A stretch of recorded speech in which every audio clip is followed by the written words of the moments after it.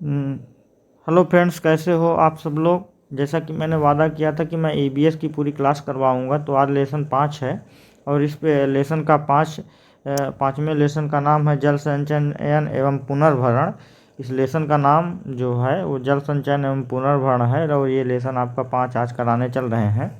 पिछले कुछ दिनों से मैंने यूट्यूब पे वीडियो नहीं अपलोड किया था, उसका कुछ रीज़न था, मैं बाहर था, तो इस वजह से मैंने वीडियो अपलोड नहीं किया था। आज मैं लेसन 5 कराने चल रहा हूँ। तो जो लोग चैनल पर नए हैं वो लोग चैनल को सब्सक्राइब कर दीजिएगा, साथ में बेल आइकन भी प्रेस कर दीजिएगा। बेल आइकन प्रेस करते समय आप लोग जो है घंटे की बटन पे ऑल नोटिफिकेशन पे प्रेस कर दीजिएगा, ताकि तभी नोटिफिकेशन आपको प्राप्त हो सके। देखिए, ये लेसन 5 है, यहाँ से आपके कई बार क्वेश्चन बने भी हैं। तो जैसा कि इस लेसन का ही नाम है जल संचयन एवं पुनर्भरण, ये कहानी के माध्यम से है। एक कहानी है छोटी सी, कि रानी नाम की एक लड़की थी जो गर्मियों की छुट्टी में अपने दादी के घर जाती है। उसके दादी का घर जो है भरतपुर में है। भरतपुर एक राजस्थान का ज़िला है, तो वहाँ की बात है ये। वह सुबह उठकर नहाने के लिए दादी से पानी मांगा, तो दादी ने कहा कि चलो हम आप लोगों को अपने पास वाले नल पर ले जाते हैं। इस तरह की पूरी कहानी है, इसको नहीं पढ़ना है, ये यहाँ से नहीं पूछा जाएगा। तो पानी से संबंधित है। अब हम जो जो हमको पढ़ना है वो हेडिंग यहाँ से है, पृथ्वी पर जल की उपलब्धता। पृथ्वी पर क्या है कि पृथ्वी का 3/4 भाग, कितना, 3/4 भाग जल से घिरा हुआ है, जिसका अधिकांश भाग 97%, कितना, 97% समुद्र में पाया जाता है। कहने का मतलब जो जल है वो 97% जो जल है वो समुद्र में है। समुद्र का जल आपको पता ही है कि खारा होता है और पीने योग्य नहीं होता है। यह सिंचाई के लिए भी नहीं उपयुक्त होता है, क्योंकि इसमें बहुत ज़्यादा नमक होता है, लवण की मात्रा ज़्यादा होती। इसी प्रकार बर्फ़ के रूप में हिमनदों,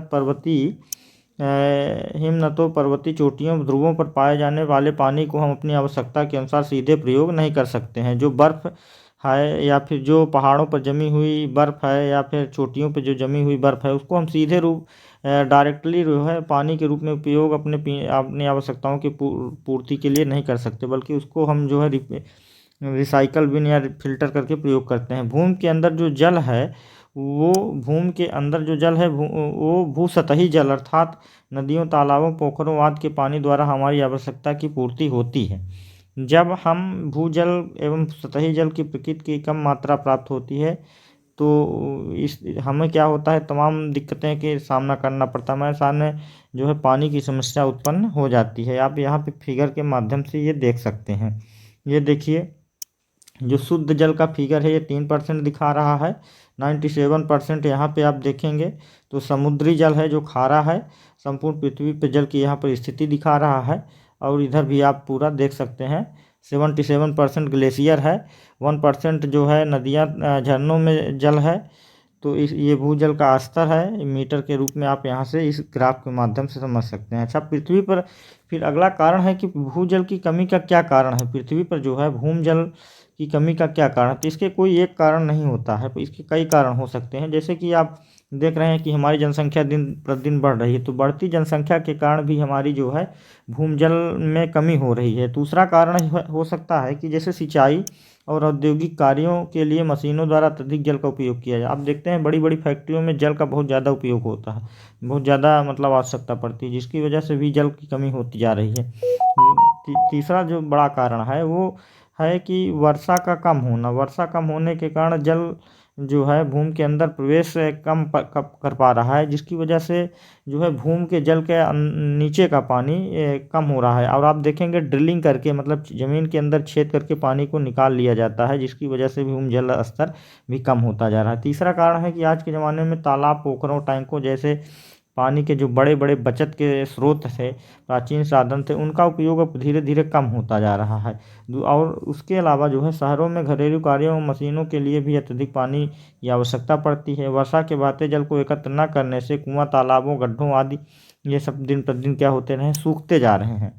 अच्छा, फिर अगला जो रीजन है कि क्या है, अगली हेडिंग है तो संचयन एवं पुनर्भरण। अब संचय और पुनर्भरण, जैसा कि लेसन का ही नाम है, तो संचय कैसे किया जाए, उसका पुनर्भरण कैसे किया जाए। आपको पता है कि धरती पर वर्षा के जल जो होता है वो पहले जैसे ही धरती पर मतलब बारिश के रूप में आता है, तुरंत पीने योग्य नहीं होता है, अर्थात मीठा जल का स्रोत नहीं होता है, कुछ देर बाद वो मीठा जल होता है। और वही जल जो बारिश होती है तो रिस रिस के धरती के नीचे जो है गहराई में जाता है, और वो फिर बाद में हम उसको जो है ड्रिलिंग करके या छेद करके निकालते हैं। जल को इस प्रकार से हम क्या करें कि उसको रोकने के लिए तमाम उपाय करना चाहिए। इस जल को इस प्रकार अपने भूमि के अंदर जाना जल का प्राकृतिक पुनर्भरण कहलाता है। जो जो जल रिस रिस के धरती के नीचे जाता है वही क्या है, प्राकृतिक पुनर्भरण कहलाता है। पुनर्भरण कई प्रकार से भी हो सकता है, जैसे वर्षा के द्वारा जल, तालाबों के द्वारा, झीलों, बांधों, सिंचाई आदि के द्वारा भी किया जा सकता है। सिंचाई जो होती है वो भी नीचे ज़मीन के नीचे जाता है, तो इस तरह से भी हो सकता है।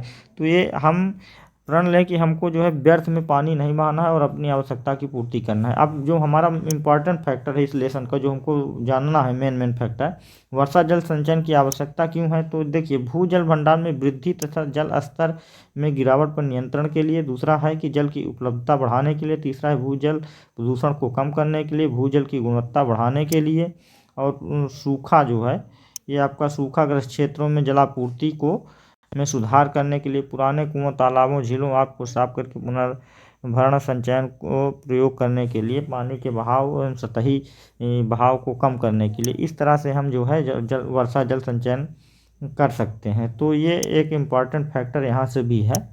अब बात आती है कि वर्षा जल पुनर्भरण की विधियाँ क्या क्या हैं, तो किस किस विधियों से वर्षा जल का हम पुनर्भरण कर सकते हैं। तो देखिए आप देखे होंगे कि वर्षा जल संचयन के अनेक वैज्ञानिक विधियां हैं जो हमें भूजल स्तर अर्थात भूमि के जल का भंडार के रूप में हम फिर से संचयन कर सकते हैं। इसकी कुछ विधियां इस प्रकार से हैं, जैसे आप देखेंगे कि पुनर्भरण पिट गड्ढा द्वारा छत से प्राप्त वर्षा जल। आप देखेंगे कि शहरी क्षेत्रों में मकानों की छतों पर वर्षा जल को गड्ढों में इकट्ठा कर प्रयोग में लाया जा सकता है। शहरी क्षेत्र के लिए यह विधि बहुत उपयोगी होती है। पुनर्भरण पिट किसी भी प्रकार किसी भी आकार का हो सकता है। सामान्यतः जो होते हैं ये आप ग्राफ में देख सकते हैं, ये वही है पुनर्भरण पिट गड्ढा। अब देखिए यह जो होता है वो 1 से 2 मीटर चौड़ा तथा 2 से 3 मीटर गहरा बनाया जाता है। पिट सबसे नीचे तल से 5 से 20 सेंटीमीटर बोल्डर पत्थर टुकड़े, उसके मध्य में 5 से 10 सेंटीमीटर बजरी के मोटे परत के रूप में रेत के बिछा करके भराई की जाती है, फिर उसके मकान की छत पे रखा जाता है, फिर उसको बनाया जाता है। ये जैसा कि आप फिगर में देखेंगे, ये चित्र के माध्यम से आप पूरा आपका क्लियर हो जाएगा कि वर्षा जल पुनर्भरण कैसे होता है। और फिर इसी में जब बारिश होती है तो पानी टिक जाता है। दूसरा है, इसको बनाते समय कुछ सावधानियां भी बरतनी चाहिए, जैसे छत का पानी जिस पाइप से पिट में आता है उसके मुंह पर लगे होना चाहिए। समय समय पर साफ सफाई करना चाहिए। बरसात के मौसम पिट को पूरी तरह से साफ कर देना चाहिए। तो इस तरह से आप इसको कर सकते हैं। दूसरी विधि है वर्षा जल के पुनर्भरण संचयन की, कि खाई द्वारा छत पर प्राप्त वर्षा जल का संचयन। खाई विधि के माध्यम से, ये देखिए ये है खाई विधि और इसके माध्यम से जो है आप पूरा भर सकते हैं। मकान की छत से प्राप्त होने वाले वर्षा जल का संचयन एवं पुनर्भरण के लिए खाई 0.5 से 1 मीटर तथा 1 से 15 मीटर तक गहरी तथा 10 से 20 मीटर लंबी हो सकती है। इस तरह से आप बना करके इसको जो है भर सकते हैं। तो ये इस माध्यम से भी भर सकते हैं खाई विधि के माध्यम से। और तीसरी जो विधि है नलकूप द्वारा, ये तीसरी जो हमारी विधि है नलकूप द्वारा छत से प्राप्त वर्षा जल के संचयन विधि। इसमें हम क्या करते हैं, इस विधि का प्रयोग ऐसे नलकूपों के लिए किया जाता है जहां नलकूप के नीचे का जलाशय या तो सूख गया हो या उसके अंदर का पानी की कमी हो गई है। भूमि के अंदर ऐसे जलाशयों को भरने के लिए यह विधि सबसे उपयुक्त होती है और इस विधि का प्रयोग विभिन्न रूपों में किया जा सकता है। ये देखिए पूरा ग्राफ के माध्यम से ये आप समझ सकते हैं। यहाँ पे यह पहली विधि है, या छत के नीचे पानी को नलकूप द्वारा नीचे जलाशय में ले जाने के लिए वर्षा जल का एक टी आकार के पाइप में फिल्टर लगाकर छत के नलकूप में डाला जाता है। तो ये आप यहाँ से समझ सकते हैं, ये छत के नलकूप में ले जा करके इसके टी आकार के यहाँ से ये देखिए बना दिया गया है। ऐसे पूरा यहाँ से डाल करके आप वो कर सकते हैं। दूसरी इसकी जो विधि है कि यह छत के पानी को पाइप द्वारा पहले बताए गए पत्थर के टुकड़े, बजरी तथा मोटी बालू गड्ढे से साफ करके पानी को नलकूप में डाला जाता है। और ग्रामीण क्षेत्रों में में इसका खूब प्रयोग होता है, जिससे वहाँ पे ज़मीन भी ज़्यादा होती है और फैलाव भी ज़्यादा हो सकता है। इस तकनीक को अपना करके जो है आप वर्षा जल का संचयन एवं पुनर्भरण कर सकते हैं। तीसरी जो हमारी विधि है, गली प्लान द्वारा वर्षा जल का संचयन। गली प्लान क्या है? गली प्लान ये आप देख सकते हैं, आप फिगर में देखिए, गली प्लान है ये। अब गली प्लान क्या है? गली प्लान पहाड़ी क्षेत्रों में छोटे छोटे नालों को कहते हैं। गली प्लान का निर्माण जो होता है वो स्थानीय पत्थर, बोल्डर, चिकनी मिट्टी, झाड़ियों का उपयोग करके वर्षा ऋतु में पहाड़ों के ढलान से सकरे बहते हुए नालों एवं जलधाराओं को बांध कर किया जाता है। इस विधि में मिट्टी में नमी की अधिक दिनों तक बनाए रखने में मदद मिलती है। बात सही है। इस विधि का प्रयोग वहाँ करना चाहिए जहाँ ढलान समाप्त हो जाता है, तो वहाँ के लिए है। और जो अगली विधि है हमारी, वो कंटूर बांध द्वारा वर्षा जल संचयन। जहाँ पे कम वर्षा वाले स्थानों के लिए यह विधि बहुत उपयुक्त होती है। इस विधि में वर्षा जल का जो है जल एक समान ऊंचाई वाले ढाल पर चारों तरफ बांध कर बनाया जाता है।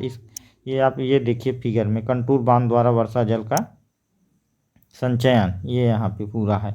अब इसके लाभ क्या है? इस विधि से वर्षा जल का अधिकतम उपयोग किया जा सकता है। दूसरी बात इसमें कही गई है कि फसलों को पानी उपलब्ध हो सकेगा और मिट्टी का कटाव को भी रोका जा सकता है। तो ये कंटूर विधि के ये लाभ है। यहाँ पे आप देखिए, ये पूरा कंटूर विधि का पूरा चित्र है, कैसे क्या होता है।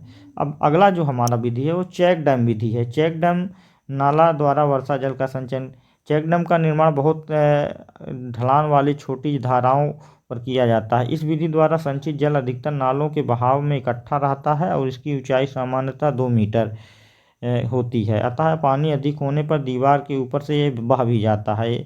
बांध को मजबूती के लिए ऊपरी भाग की तरफ मिट्टी से भरी सीमेंट बोरियां ढाल की तरफ लगा दी जाती हैं, जिससे यह आसानी से पड़ता है। यह एक सस्ती विधि भी है।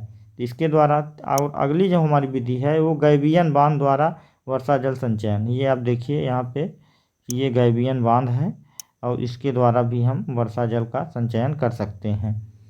अब यह विधि क्या है कि पानी के बहते हुए चौड़े नाले को बीचों बीच पत्थर के बोल्डर डालकर उसे लोहे की नाल से ढक देते हैं।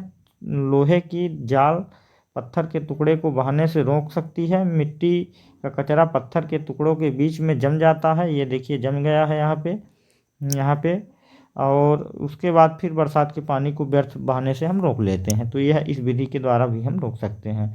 पुनर्भरण कुओं द्वारा वर्षा जल। अब कुआँ, ये देखिए पुनर्भरण कुआँ है, ये कुआँ है, इसमें ले जाके पानी डाल दिया गया है। जो बारिश का पानी है नाली बना करके वहाँ से इसके यहाँ पे जमा हो रहा है, तो इसके माध्यम से कर सकते हैं। अच्छा, वर्षा जल संरक्षण के लिए क्या करें क्या ना करें, ये आप देख सकते हैं। ये अपने दैनिक जीवन में छोटे छोटे कार्यों के द्वारा हम वर्षा जल का संरक्षण कर सकते हैं। इसके लिए हमें अपनी दिनचर्या और जीवन शैली में परिवर्तन ला सकते हैं। हम नदियों और कुओं के तालाबों को स्वच्छ रखें, ये सब आप जान सकते हो। पानी की आवश्यकता ना हो तो नल बंद कर दें, ये आप जो पॉइंट दिए हुए हैं इन सब का। अच्छा, सरकार जो इसमें इस लेसन में जो महत्वपूर्ण है कि सरकार के द्वारा क्या योजनाएं चला जा रही हैं, सरकार के द्वारा क्या प्रयास किया जा रहा है। तो शहरी क्षेत्रों में सरकार के द्वारा जो है 200 मीटर वर्ग भूखंड में कम से कम वर्षा जल संचयन की उपलब्धता सुनिश्चित करने की बात कही गई है। प्रत्येक गांव के लिए पोखरों, तालाबों, मरम्मत का पुनर्निर्माण करने की बात कही गई है। 1 वर्ग किलोमीटर में 3 वर्ग किमी के जल संचयन क्षेत्र में कम से कम एक चेक डैम का निर्माण करने की बात कही गई है। तीसरी बात, अगली बात जो बात कही गई है कि सभी पेयजल कुओं में पुनर्भरण उपलब्धता दूर करना है। और जो उससे भी महत्वपूर्ण है कि पेयजल वाले कुओं को 200 मीटर या उससे कम दूरी के अंदर सिंचाई नलकूपों पर प्रतिबंध लगाना होगा। तो इस तरह से आप इसका जो है कर सकते हैं। अब जो महत्वपूर्ण बात है इस लेसन में जो उसको भी जानना है। देखिए, मनुष्य भोजन के लिए कई सप्ताह तक जीवित रह सकता है, परंतु जल के बिना केवल 6 दिन, कितने, ओनली 6 डेज, 6 डेज जीवित रह सकता है। ये बहुत इंपॉर्टेंट है। मनुष्य का जो भार होता है वो 70% भाग जल से बना हुआ होता है। इसमें 1% की भी कमी हो जाए तो प्यास जो है कि लगने लगती है। यदि 5% की कमी हो जाए, कितना, 5% की कमी हो जाए तो त्वचा हमारी क्या होती है, सिकुड़ने लगती है। मुंह व जीभ सूखने लगते हैं। हमारे जो शरीर में 15% जल की कमी हो जाए तो निर्जलीकरण के कारण हमारी डेथ भी हो सकती है, मृत्यु भी हो सकती है। अब इसीलिए जो है 22 मार्च को विश्व जल दिवस मनाया जाता है। तो 22 यहाँ से कई बार प्रश्न पूछे गए हैं। विश्व जल दिवस कब मनाया जाता है? तो वो है 22 मार्च। अब 22 मार्च को विश्व जल दिवस मनाया जाता है, ये आप नोट कर लीजिएगा। भारत का जल नीति जो बनी थी वो 1987 में बनाई गई थी और 2002 में राष्ट्रीय जल नीति की घोषणा की गई थी। राष्ट्रीय जल नीति के आधार पर उत्तर प्रदेश सरकार ने राज्य जल नीति भी बनाई है, तो ये आपके लिए इम्पॉर्टेंट फैक्ट है। अब देखिए, राष्ट्रीय जल नीति में जल को पुनर्भरण बहुमूल्य राष्ट्रीय संसाधन के रूप में माना गया है और जल जो है राष्ट्रीय जल नीति में घरेलू आवश्यकता एवं पीने की आपूर्ति को सर्वोच्च प्राथमिकता दी गई है। यहाँ पे देखिए सर्वोच्च प्राथमिकता दी गई। अब इसके जो अभ्यास प्रश्न है उसको देख लीजिए, यहाँ पे दिया है, ये आप स्क्रीन पे देख लीजिए आप लोग। तो ये है। अब यहाँ से रिक्त स्थान की पूर्ति है, इसको आप लोग जो पिछला अभी हमने करा दिया है, पढ़ा दिया, उस वहाँ से आप कर सकते हैं। तो ये रिक्त स्थान की पूर्ति का है, यहाँ से प्रश्न आपकी परीक्षा में बनेंगे। फिर ये है, इधर भी रिक्त स्थान की पूर्ति है, इसको अभी आगे पीछे करके देख लीजिएगा। और ये जोड़े मिलाने के लिए है। पनबिजली पुनर्भरण गोदावरी मृद जल भृद, तो इसको देखिए, गोदावरी क्या है? नदी है। पनबिजली क्या है? बिजली से जल विद्युत बनता है, ठीक। और पुनर्भरण जल से भरा हुआ है, ये इधर हो गया। तो आपका ये सब बन गया। तो ठीक है, ये दिया हुआ था, आप लोग इसको देख लीजिएगा पूरा लेसन यहाँ से। और ये आपका लेसन हुआ 5 लेसन कंप्लीट। प्रोजेक्ट वर्क है, इसको नहीं करना है आपको।